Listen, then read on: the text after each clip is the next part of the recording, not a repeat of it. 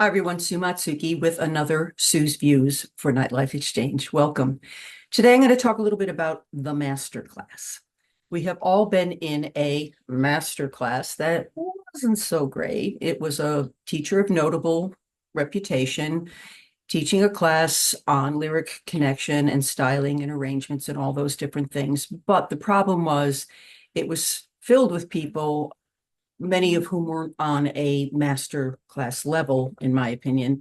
And so the rest of us who went there with good faith of gleaning information from this wonderful teacher had to sit through a whole bunch of stuff before we got our turn on deck.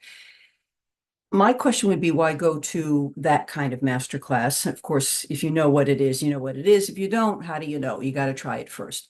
There are so many wonderful classes being taught out there right now. Certainly, Singnasium under Lenny Watts's Watchful Eye has wonderful classes.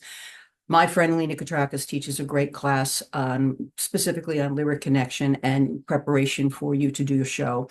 Gregory Terrorian, my musical director, has an ongoing class on how to work with a trio and harmonies. And so they're there. The regular classes in this city are out there for all of you to take and explore. When a master class comes to town, it's usually a person of note, a named person who offers their day of expertise in their field.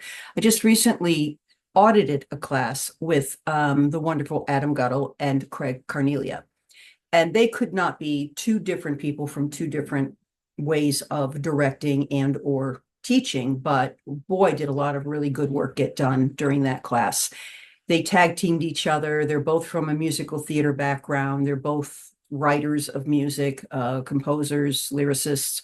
So it brought a lot to the table. What surprised me, pleasantly surprised me, was that it was really, really lyric driven and lyric oriented on both their parts. A lot of the exercises they did with the very brave applicants who came to sing in front of a house of auditors was surprising to me. And it's yet they had two different approaches. And as Craig said, while they had two different approaches, they came to the same conclusion, which was a truer connection to what each singer was singing.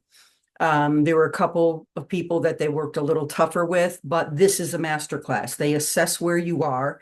They kind of assess how much they can work with you on a particular thing, and then they go for it based on the level that you come to them and you've presented yourself to them.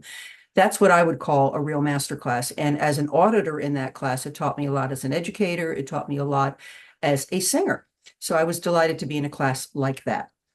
I am going to be organizing a class with the amazing Amanda McBroom and her musical director, Michelle Browerman, this fall. You can watch my Facebook page for details on how to join that class. But this is another class that I know I can highly recommend. And I can say this because I had Amanda come in and do a Zoom class with a bunch of my gal pals during COVID, and she was brilliant. Her whole being and looking at who it was before her on the level that that person is presenting themselves and their talent, and then working with them one-on-one with the lyric connection. What does it mean to them? You know, all the work that we do in cabaret, so that when people come to see us, we, as the singers, let them know that we're connected to our music and that we are feeling what we're singing, so that they can, again, in my opinion, process whatever they're feeling from us through their own filters and feel whatever they feel. To me, that's the essence of what cabaret is. And coming away from a master class that teaches you that, or as an auditor watching a master class like that, it's so worth it. You just have to choose judiciously where you're going to spend your money and whether or not you're going to risk. You know, it's a brave thing to risk singing in front of these people. I would also say that pick a song that you're on the way to working on or on the way to performing, rather than one that you think is done. Bringing a song that you've performed a lot that you think is done to a master class could be risky, because you can walk out of that master class feeling like, I never want to sing this song again. What have I been doing with it? See, this is where you have to be open to the feedback that you're going to receive from a person that you have paid to give you this feedback. All right.